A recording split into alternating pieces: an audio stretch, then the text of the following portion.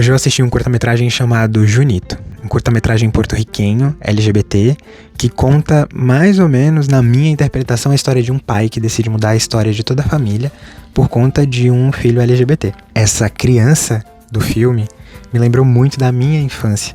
E essa história desse curta me lembrou muito da minha história. Meu pai tinha uns quase 40 nessa época, talvez. Decidiu se mudar para São Paulo. E isso mudou a história da minha vida. E eu tenho a desconfiança de que o meu pai decidiu mudar para São Paulo porque ele sabia que eu era gay. E é sobre isso que eu quero falar no Diariamente de hoje. O filme é curtinho, tem 12 minutos, mas me fez chorar muito, porque eu me via muito naquela criança. Cada detalhe daquele filme foi um pedaço da história que eu vivi na minha infância na Paraíba. A vizinha fofoqueira, que fala que o filho é gay, o fato de não poder desmunhecar, andar rebolandinho. É muito engraçado que nesse filme essa criança tem um irmão mais velho e eu também tenho um irmão mais velho. E essa criança brinca com os amigos desse irmão mais velho, que basicamente é a minha história, né? Como eu era muito tímido, eu só podia brincar com os amigos do meu irmão, né? Que era super popular e coitado, ele tinha que me levar, tirar colo pra qualquer lugar que ele fosse, porque eu não tinha meus amigos, eu tinha que ir ali na aba dele sempre, porque ele só saía se me levasse e os meus pais queriam que eu me enturmasse, né? E eu obrigava ele a levar, tadinho. E é muito bonito, assim, o carinho do pai pelo filho. E ver essa história que é a minha história, que a justificativa que o meu pai usa pra gente ter ido pra São Paulo sempre foi assim, eu quero que os meus filhos estudem e tenham oportunidades. E aí, eu e meu irmão mais velho, a gente tava no 3º ano do ensino médio, ano de vestibular, e ele falou, vamos pra São Paulo que vocês vão prestar vestibular lá. Mas dentro do meu coração, eu tenho a impressão de que o meu pai sabia que eu não ia sobreviver à Paraíba. Eu acho que ele sabia.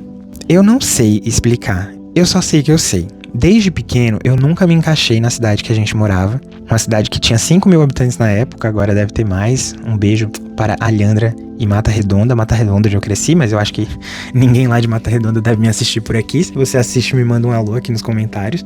Eu nunca me encaixei lá. Eu sempre falei que quando eu crescesse eu ia morar com a minha avó em São Paulo. E eu sabia por que eu não me encaixava lá, porque eu era diferente de todas as pessoas. Eu sempre tive essa ambição de sair, de mudar, de crescer, de vencer. De vencer justamente aquele bullying, de provar que eu podia ser mal visto, mal olhado, meio humilhado, assim, mas que eu tinha potencial, eu ia vencer, eu estava acima, né, e eu até pensava isso é até feio de pensar, mas eu pensava que eu estava acima daquelas pessoas e que eu ia mostrar pra eles o quanto que eu ia conseguir ser bem sucedido e tudo mais. Minha família achava que eu era até bem arrogante nesse sentido, mas era uma forma de defesa, assim, de provar pra mim que eu tinha valor e de provar pras pessoas também que elas estavam erradas de fazer bullying comigo, né? E assim, eu não sei, hoje eu tava chorando porque eu vi o filme pensando, eu não sei nem como agradecer, eu não tenho palavras pra agradecer suficientemente o meu pai ter me levado pra São Paulo. São Paulo mudou a minha vida. Eu falo que São Paulo é a melhor cidade do mundo, sem dúvida. É a minha casa, é o meu lugar no mundo. Assim, não existe outro. Eu amo São Paulo. Morando fora agora, principalmente, né? Eu passei 1 ano na Nova Zelândia, agora tô morando aqui na Austrália. E não existe lugar no mundo melhor pra ser LGBT que em São Paulo. Simplesmente o lugar da maior parada LGBT do mundo, né? Vai ser o melhor lugar pra você ser LGBT. É óbvio, recortes e recortes e recortes. Se você é LGBT, que não é de São Paulo e tá pensando em mudar pra São Paulo, eu te incentivo, mude pra São Paulo. Se você não é tem gente assim, uma galera lá do Recife, Fortaleza, essas grandes capitais, principalmente do Nordeste, né? Que o Nordeste é lindo. Que vivem em comunidades LGBTs, vão discordar de mim horrores, né? Mas eu que sou do Nordeste e tenho lugar de fala, só que não era dessas grandes capitais, que era do interior, eu me ferrava, era horrível. E aí eu quis gravar esse vídeo, primeiro pra trazer essa reflexão, né, sobre essa decisão radical do meu pai, que eu acho que é de um pai pra proteger um filho LGBT, e uma outra reflexão sobre um Twitter que eu vi esses dias, que era um reply a uma menina falando assim, gente, vamos todos viver no interior, porque o interior é muito mais barato, tem muita qualidade de vida. E aí o querido, ele falou assim, é muito fácil falar que tem todas as vantagens do mundo morar no interior quando é uma pessoa hétero, porque uma pessoa LGBT jamais poderia imaginar viver no interior, porque seria assinar um contrato de celibato pro resto da vida. E assim, essa gay tem razão e tem o meu apoio. Primeiro porque, né, lá nos comentários levaram tudo pro lado sexual, porque gay só pensa em sexo. Primeiro que se só pensasse não teria problema, porque sexo faz parte da vida, né? Então assim, você vai abrir mão de uma coisa que faz parte da vida pra morar no interior? Não sei, não entendo. Porque um hétero não precisa abrir mão disso, teoricamente, se ele for morar no interior, né? Então, por que tem que pedir isso do gay? Mas não era sobre isso, né? Eu entendi o que ele quis falar e uma querida respondeu maravilhosa, ou querido, não sei. Respondeu maravilhosamente o Twitter falando assim, gente, é sobre a possibilidade de existir. Eu, na cidade que eu morava, em Mata Redonda, eu não sentia que eu tinha a possibilidade de existir, de ser eu mesmo. Eu era uma criança e um adolescente extremamente tímido. O único lugar que eu conseguia funcionar, que eu tinha uma funcionalidade, que eu me sentia útil, era na igreja. E eu fazia todas as atividades da igreja e eu amava. Até hoje, eu amo servir na igreja. Mas, fora dali, fora dessa proteção toda, eu não era eu.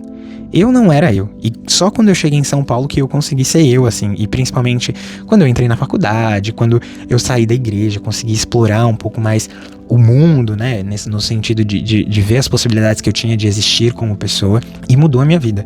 Sabe? No interior eu não tinha possibilidade de ser, do ser. Isso é uma coisa filosófica. Eu quero que você venha na filosofia aqui comigo. Eu não tinha possibilidade do acontecer como Kleber. Eu sempre estaria dentro de uma caixinha. Eu sempre estaria dentro de um molde, porque eu me conheço.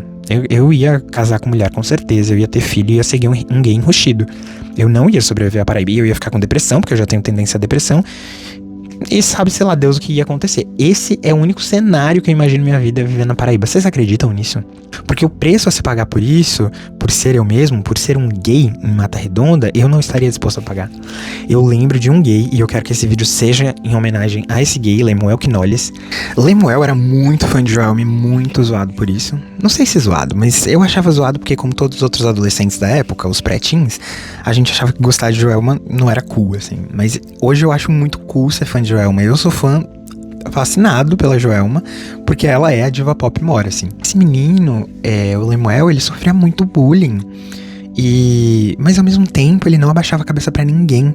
Ele dançava todas as coreografias. Ele era uma pessoa muito especial, assim. Aí eu lembro que tinha ele e o Sandro. O Sandro usava o sobrenome da Rihanna, eu acho.